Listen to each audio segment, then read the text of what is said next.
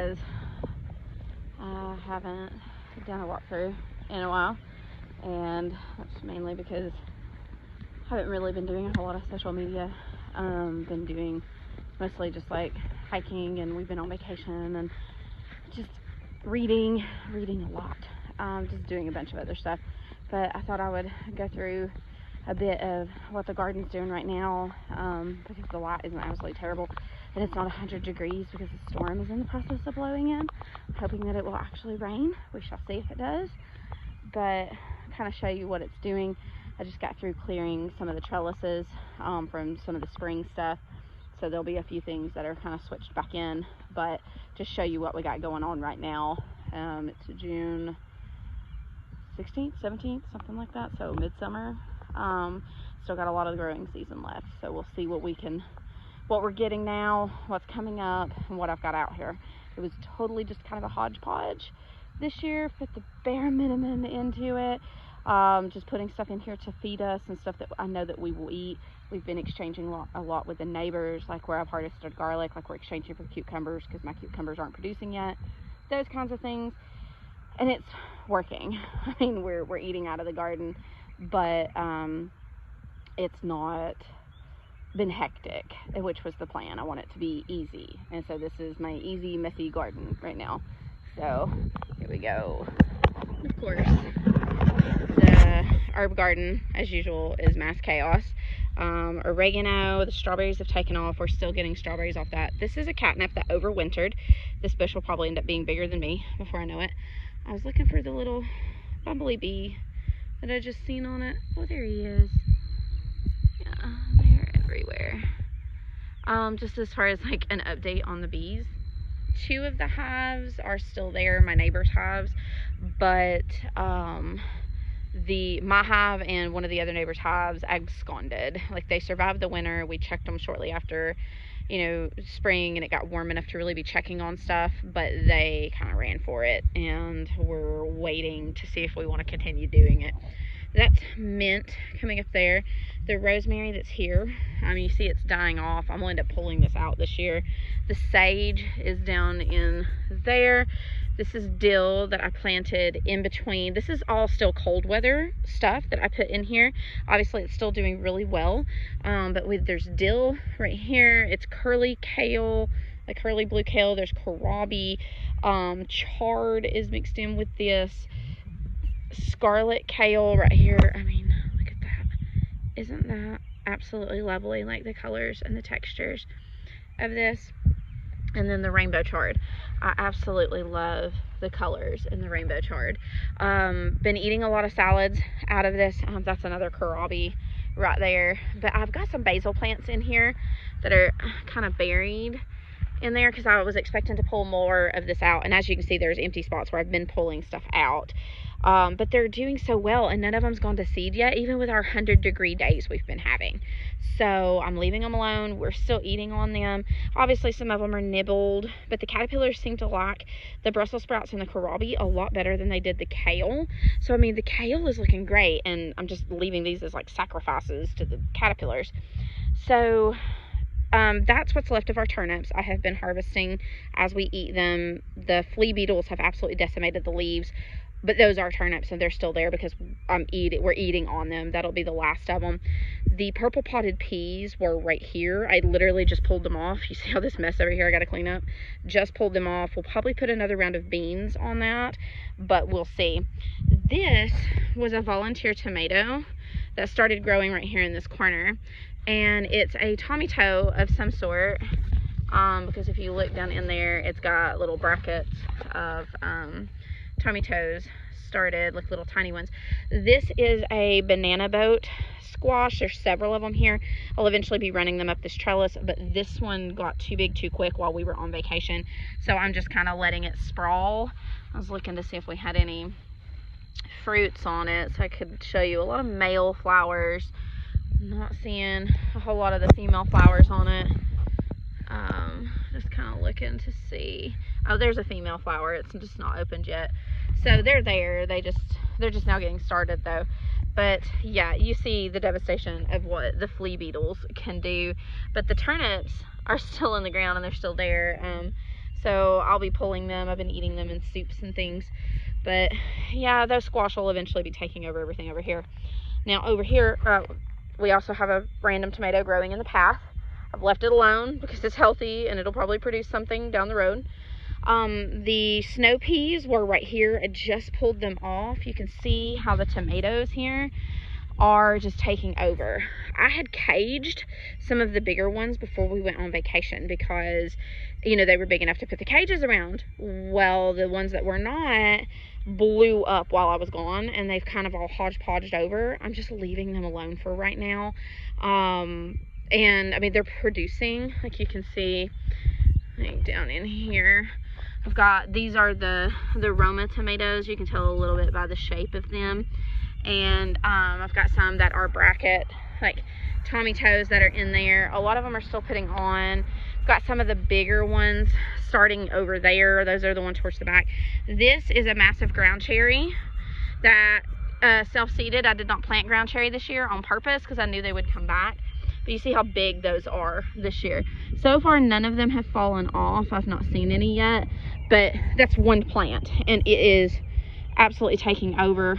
I'm gonna try to give it some time, but it's everywhere. And these things, there's 1, 2, 3, 4, 5 of them now. I had lost a couple, and so some of them, these 3 I planted from seed, and so those are my seed ones that I've grown them from inside into a seed, or from seed into a plant. These are 2 I bought at the store. These are black beauties. All of them are black beauties. And then these are more self-seeded ground cherries. When they say that if you let those get out of hand or get away from you, they will take over, they are not kidding. They are everywhere. They are all in this. I have had to weed I don't know how many times going through. But the tomatoes, even though they're kind of sprawling and they're messy, they are doing well. I need to trim some of the lower leaves off and go ahead and get that cleaned up a little. But I mean, they're blooming. Now I will say I'm worried about some of these because I feel like some of these are either going to be really big tomatoes or they're going to be the cat-faced tomatoes because the blooms look cat-faced. So we will find out if that happens because it's like the blooms are split. Not sure how that's going to work out. We'll just have to play it by ear and see what the tomatoes turn out. But we have got some coming on, like right there's one in there that's coming on. And then of course all the ground cherries that are down in there.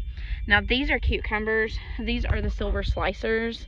I started them late. The first round I planted did not come up, and so this is the second round. Luckily my neighbor's cucumbers are doing really, really well, so we've been getting cucumbers from him for right now. But I mean, yeah, I mean, some of them are just now coming up, like it's that late, like they just did not want to grow. Of course my nasturtiums, I got them started again. And then this, I didn't think any of these were gonna live. This is the cucamelons.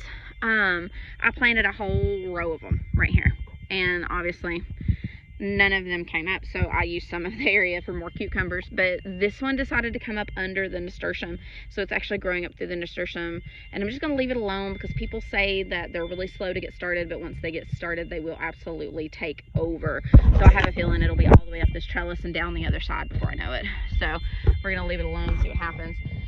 Now these are all rattlesnake beans. They are coming on now. I've got a handful off. I haven't got enough to cook yet. Like, these need to be picked, but they are definitely putting on. They're doing really well. Just all over the place with blooms. Now you see the shapes of these leaves, like the color and the shapes of these. Then you see these mixed in. These are real long ones. They still have purple blooms, but these real long ones. These are the noodle beans. I've got several rounds on this side planted of the noodle beans, and the squash got bigger than I expected it to. It's kind of pushing through, but the noodle beans don't seem to mind. They are growing. They did not take as long to get started this time as the last time. I don't know if it's because we treated this bed for ants. No, don't get me wrong, there are some ants on it. As a matter of fact, I don't know if I could see one right there. I thought I seen one.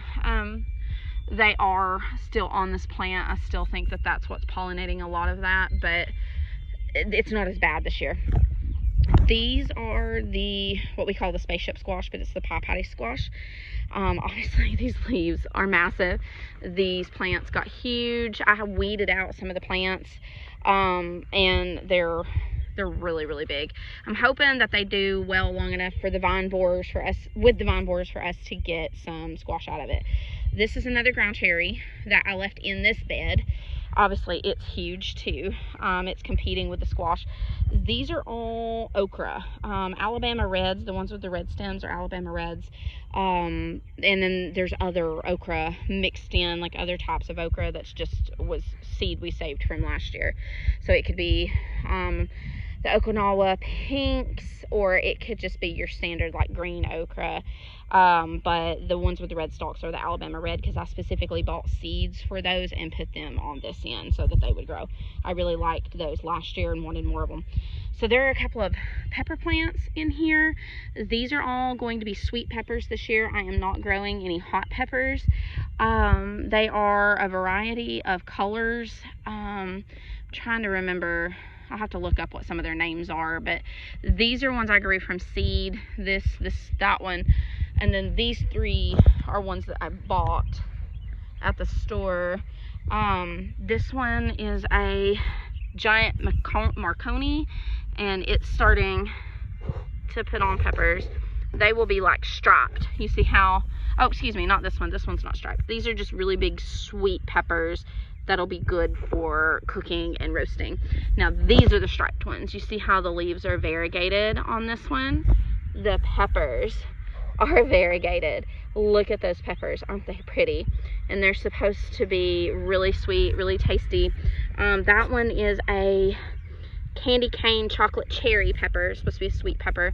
And then this one is a lunchbox orange. This is a bell pepper. I don't know that it's got any on it yet. Oh, it's got a couple. It's got some right there. So it is doing something. And obviously nasturtiums are kind of in the end, and we just had some wind come through here, so it's blown some of this. It'll straighten back up. But yeah, some of the plants. But look, I've got some pie patties in there. But this is what I'm concerned with, because look, these are already getting the vine borer damage. Vine borers are so terrible here, and I'm trying not to spray these plants, but we may have to. The other ones look a lot healthier. We do have some of them that are doing this, where like this didn't get pollinated good and it rotted. So obviously not all of them are doing it, because we've got fruits there and there, but they are doing it some because it's been so hot and humid. And so I'm kind of glad of the wind blowing the leaves some, letting some air get down in that. You know, hopefully it'll help them be able to breathe a little more, and it'll be fine. But oh goodness, it is warming back up out here. But yeah, the green beans, I'll need to pick them. I'm loving how they immediately fill in. I may go ahead and do rattlesnake beans back over here, going this way again, because that worked really well towards the fall. Just because we really love those. Those are the ones we pickle. They did really well freezing, and these little things are the bane of my existence right now. They're so shiny, so shiny. They will decimate plants. And this is what we're doing about it, because they are eating our roses, they're eating our cherry trees, they're eating my beans. We've got a couple of these hung up, and this thing attracts them, and then this thing is absolutely full of them, and then we will get rid of them because they are a nuisance. So I'm gonna walk you down to the bottom garden, because there's not much else going on. I hope it don't start raining on me. Don't start raining yet. The lighting is better than it's been. This is middle of the day, and it's not been great. So the peach trees that are down here, one of them always blooms too soon. The one on the end, the biggest one, we get the most peaches on it, it blooms too soon. We had like a weird freeze that, I don't know, the fruit rotted on that tree. Not sure what was going on. One of these over here, that one still has fruit. These did the weird thing where it rotted. I seriously think we're gonna lose this one. But this one still has a lot of good sized fruit on it that, you know, that we're getting these weird like stuff on it. We're gonna spray them again, but they're not ripening yet. But I mean, they're good size on this one. But this one was one of the slower ones. And then that one, I don't think has any fruit on it whatsoever. Like, I don't know why, because this one's full. This one had fruit, but it rotted. And then that one down there is full. So I don't know what's going on with that. But this is Toby's Pride and Joy down here. He expanded last year, if you remember. We only had like a little stretch from there to like there, where that other post is. Now we are forward and 10 foot past that post and like 6 foot past that one, and it's this whole area. And he's got different types of corn growing here, which we don't know what's going on with the corn. We have planted 2 or 3 rounds and they are just not wanting to grow down here. Everything else is growing great. Don't know what's going on with that. He's got his big tomatoes down here. He wanted like the big beef steak ones, and they are obviously doing really well. He's got a lot of them that are growing. He's got watermelons. He's got 1, 2, 3, 4 big watermelon things. Now this is funny. He did not intend to plant this. He thought this was a pumpkin from last year. This is a spaghetti squash. Look at these. There's one there, and there's one down there, and there's one there. He hates spaghetti squash. Like, absolutely hates it. And then this is here. He wants to tear it up so bad. But I told him, I said, it's already got fruit on it. I mean, and good size fruit at that. I mean, look at how big this thing is. This thing is absolutely massive. I got to keep an eye on it, though. When it starts turning yellow down here, I'll clip it off and take it up and let it start. But see how the skin is still so soft on it? You can score it. That's how you know it's not ripe yet. Like, not to pick it. Try not to step on these vines. They're everywhere. But yeah, there's tons of fruit on this. Like this other one, it's just absolutely massive down here. And again, it's not ready. There's another one there. They're all in this. But yeah, one plant that he just thought was a pumpkin, so he let it go. That one actually is a pumpkin that's over there. But these are potatoes. He's got one that's dying off like it's ready, but we're not going to dig them yet. They're Yukon Golds. He's just going to kind of play it by ear. But yeah, they're blooming. They're doing well. I don't know why that one died, but we might need to get rid of it since it's kind of blighty looking. But the rest of them are doing really well. These are all sunflowers. These are like the mammoth sunflowers, and then those are like the red autumn ones behind there. He is whereas I'm very much like hodgepodge. I'm gonna throw it everywhere. I'm gonna mix and match. I'm gonna just have whatever everywhere. Everything is a straight row. Everything has its own little spot, except for the spaghetti squash. But yeah, that one is a pumpkin, and then he's got another pumpkin back here. Let's see if, oh, that's a watermelon. He's got another pumpkin back here. Like this one is actually putting on pumpkins. Like that one's an actual pumpkin. But yeah, we've got some with the purple stalks from last year. These were seeds I kept from the ones we grew last year, but these should be the real pretty like red sunflowers going down through here. But yeah, some of this stuff is self-seeded from last year, and he's just letting it grow. But the corn and, oh, that's another sunflower right there, that big tall one here. So big tall sunflower. This one's gonna be a multi-bloom, because you see how it's got the little places in between the stalks. It'll have multiples. And our apple tree put on, I mean, teeny tiny apples, but they put on, and there's a bunch on it. So considering that thing survived when all the other ones died, out of what we planted down here, I mean, it's doing good for itself. But yeah, I can't wait for these massive, like, big boys to start blooming. They probably won't for a while. I mean, they've got little bitty heads in them, but they won't start blooming for a while, because these are going to be the ones that are going to be massive. Problem with it is, though, something's come through and it's like biting the tops off of them. We've got a couple. There's one down there. It's like that too. So, but obviously, these are taller than me already. I think they're going to be really big. And again, with the June beetles, there's a June beetle over there.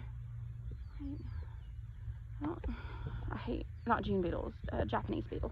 Now, one of the things I have to watch about this spaghetti squash, I've got to get the fruit off of it, is it's already getting the powdery mildew on it. And so the longer we can keep the fruit on there and the longer we can keep it healthy, the more we'll get out of it. But it's already starting its process of, I don't know how long it'll survive, so we shall see. But yeah, look at all the watermelons.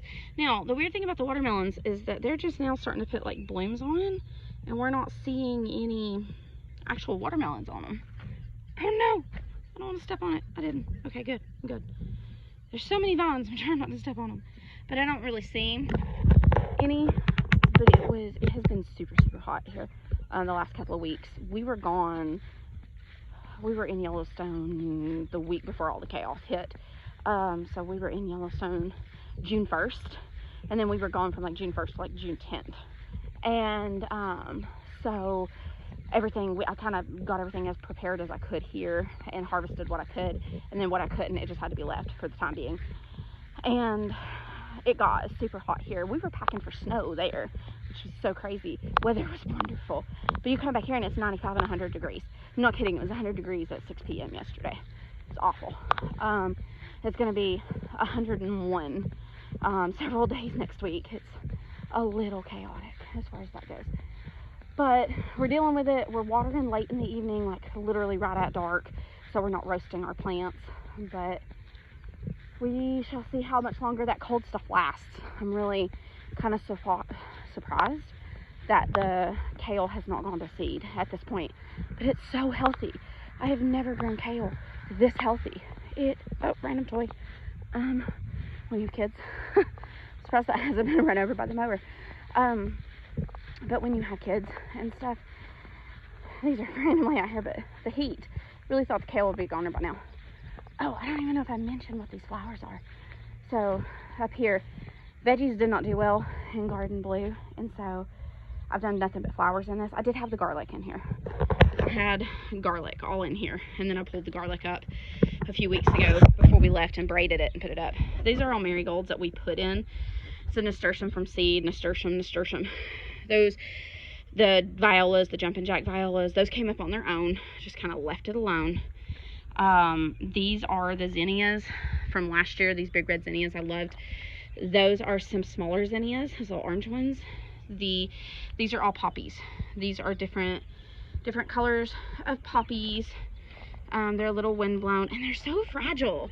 Like, to feel their petals, like, they are some of the most fragile flowers I believe I have ever felt. But you can see all the like places where they've bloomed.